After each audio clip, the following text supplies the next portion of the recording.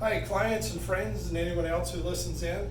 This is Greg and welcome to Life in the Tax Lane. Today we're taping from our temporary office because perhaps you heard our real office. It got flooded with sewer water. Pretty disgusting. This is a real small office, but we're making do. This is my desk. Actually, it is not a desk, as you can see. It's a bunch of tables put together. It's semi-comfortable, but it worked. I filed 91 extensions sitting at this very table. So, yeah, we stayed in business. Right next to me, which is not a bad thing, is Hannah's desk. We try to concentrate and work. Sometimes we get some stuff done, sometimes we don't.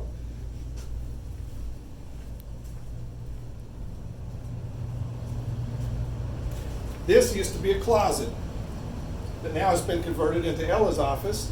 She's had the day off, so she's not here. She gets a lot of work done in this tiny office. And this is our lobby and reception area and office supply place and copy room, all in one. The poor Brooklyn tries to hold things together here. And this is the extent of it. And you can see why we don't invite you up here now, even though some of you have snuck up. First of all, there's no social distancing, even remotely possible here. And it's just tiny. There's no place. We have a client come in and say, well, where am I supposed to sit? Not here, down in the conference room. So when you arrive here, please call us and we'll meet you down in the lobby and we'll come in with our masks and everything and meet with you in the conference room down there. Now, back over here, I just got to point out, I started my business in 1992 on a table just like this in my living room. I did like 25 tax returns that year all by myself, and my kids did the copying and whatnot. And here we are on the table again. I think we've come full circle, right? But everywhere I've gone, I've had my trusty sword. And people always ask when they see it, why do you have a sword in your office? And there are several reasons. Number one, obviously for IRS agents.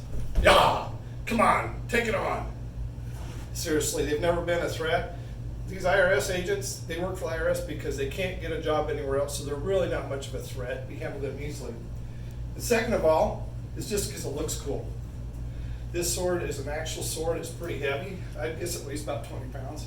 I can hold it with two arms now because I'm getting tired already. And it has a story behind it.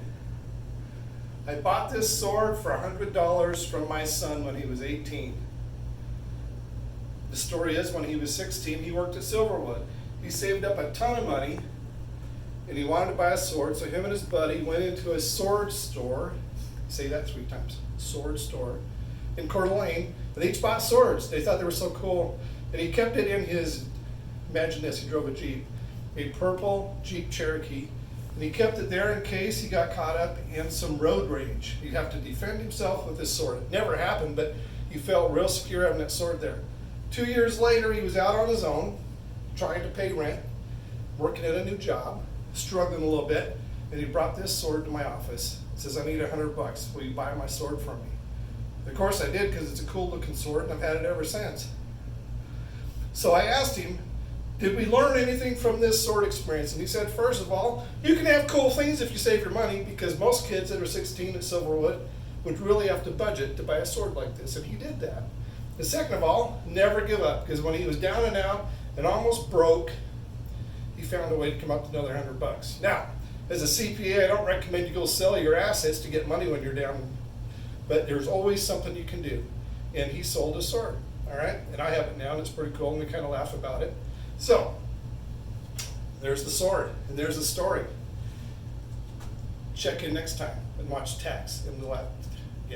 Life in the Tax Lane. Is that right?